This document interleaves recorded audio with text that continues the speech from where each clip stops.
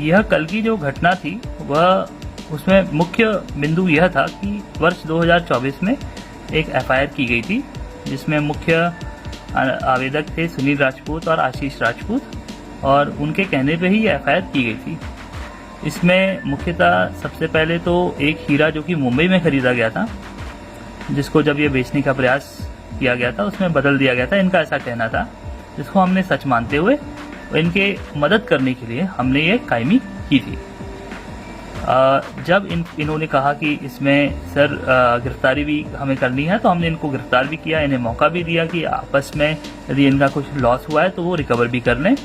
But जब 1 साल हो गया, उसमें चालान अब हमें पेश करना है न्यायालय में, तो इनके द्वारा उसमें अवरोध पैदा किया गया, जिस अवरोध के चलते हुए पुलिस को चालान पेश करने में दिक्कत आई।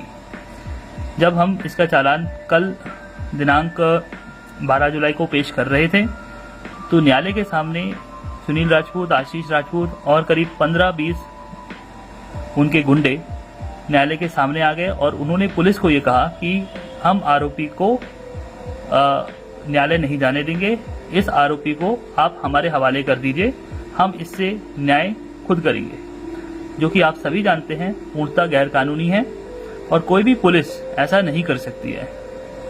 जब पुलिस ने इस चीज़ का विरोध किया तो उन्होंने इस चीज़ के नारे लगाए, क्योंकि वह न्यायालय परिसर था। तो पुलिस ने कहा कि आप न्यायालय परिसर में ऐसा मत करें, आप थाने चलें, थाने में चल के बातचीत की जाएगी। जब थाने आए तो अपने गुस्से को काबू नहीं कर पाए और इस कारण से उन्होंने वहाँ पर मौजूद आरक्षकों से बदतमीजी की, धक्का मुक्की की, जिसके कारण एक हल्का बल मात्र 2 मिनट के लिए प्रयोग किया गया, जो कि बहुत अत्यंत जरूरी था क्योंकि भीड़ अधिक हो रही थी और यह बिल्कुल भी एक असंवैधानिक तरीका था उनके द्वारा जिस प्रकार का बर्ताव किया गया था। तो यही एक मुख्य वजह थी। मुझे लगता है कि जो भी इनका कारण था वह एक पर्सनल लॉस का था, पर्सनल मैटर था, उसमें किसी ऑर्गेनाइजेशन को जोड़ना या किसी समाज को जोड़ना बिल्कुल नहीं चाहिए था। तो यही मैं आपको कम्युनिकेट करना चाहता हूँ। Thank you. नमस्कार, मेरे हरदा के सभी भाइयों बहनों, सबसे मेरा निवेदन है कि हरदा में 2 दिन से घटनाक्रम चल रहा है, ये घटनाक्रम दुर्भाग्यपूर्ण है और इसकी जितनी निंदा की जाए उतनी कम है। अभी पुलिस अधीक्षक महोदय के द्वारा अपना स्पष्टीकरण दिया जा रहा है कि किस कारण से ये हुआ था, पर मेरा पुलिस अधीक्षक महोदय से प्रश्न है कि आप बताइए 12 तारीख को ये घटना हुई थी। 12 तारीख को घटना के बाद सुनील राजपूत को आपने गिरफ्तार कर दिया, उनको गुंडा बताया जा रहा है, ठीक है, गिरफ्तार कर लिया था आपने। 13 तारीख को जब जीवन सिंह जी आए तो उस टाइम क्या बात हो गई थी, तो आपने इतना बड़ा लाठीचार्ज किया, इतनी पुलिस इकट्ठी की, इतना बौछार की, गाड़ियां तोड़ दी, हमारे हरदा के रहवासियों को मारा, राजपूत छात्राओं से घुस के हमारे हरदा की जनता को मारा, जो निरीह थे, जो बिल्कुल चुपचाप शांतिपूर्ण बैठे थे।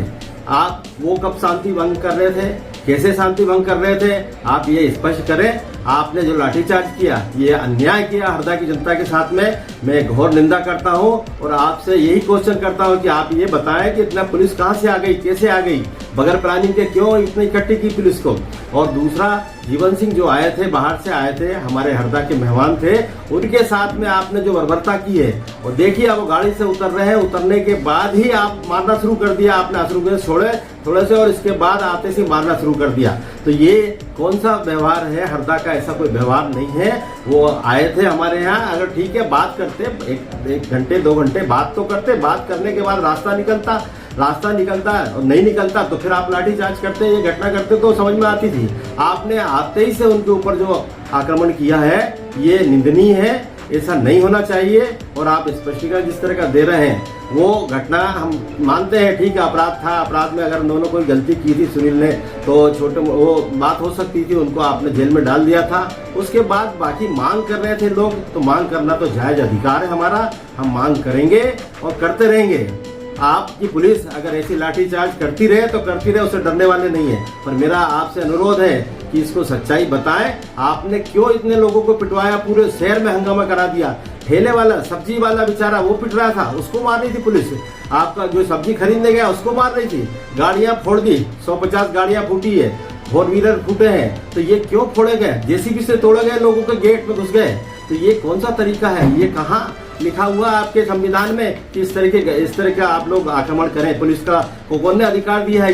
ये चीजें बताएं तो ज्यादा अच्छा रहेगा। और मेरा आपसे ये अनुरोध है कि शांति का टापू हरदा को शांति बनी रहने दें। आप इस तरह के बयान देके यहाँ लोगों को अफवाह नहीं फैलाएं, शांतिपूर्ण तरीके से यहाँ लोगों को रहने दें, और लोग शांति से रहना चाहते हैं। आपने जो छात्रावास में हरकत की है वो निंदनीय है, घोर निंदनीय है। जिस तरह से घुसकर लोगों के साथ में, निहत्थे लोगों के साथ में, अगर पब्लिक अगर कोई शांति भंग कर रही, उन्होंने किसी एक आदमी को परेशान किया हो, हमारे क्षेत्र की जनता को भी, तो आप बताएं, स्पष्ट करें किसी को परेशान किया हो, किसी ने शिकायत की है तो।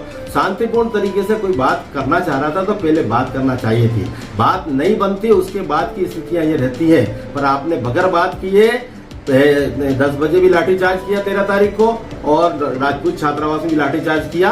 ये निंदनीय है और इसकी जांच होना चाहिए। मैं तो सरकार से मांग करता हूं कि जांच हो कि इस तरह की घटना क्यों बनी, और इस पर ये जो दोषी अधिकारी है उन पर कार्रवाई होना चाहिए, क्योंकि जबरदस्ती लोगों के साथ लाठीचार्ज किया गया। मेरी उपस्थिति में लाठीचार्ज हुआ, मैं खुद था, मेरे सामने हुआ, मैं रोक रहा हूँ, रोकने के बाद लाठीचार्ज किया और जबरदस्ती किया, ये घोर निंदनीय है। और मेरा आपसे अनुरोध है कि अभी भी करनी सैनिक को गुंडे बदमाश मत बोलिए।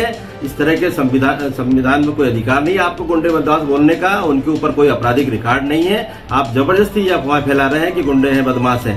ये सामाजिक संगठन चलाते हैं और सामाजिक संगठन के साथ में हमारी समाज के क्षेत्र के समस्याओं को उठाते हैं और उसको लेकर आपके बीच में आते हैं। तो कोई गुंडे बदमाश नहीं है, वो अपनी मांग कर रहे हैं। आपको करना नहीं करना आपके अधिकार क्षेत्र की बात है, पर मांग करना जनता का अधिकार है, उसको अधिकार दीजिए, ज्यादा अच्छा रहेगा।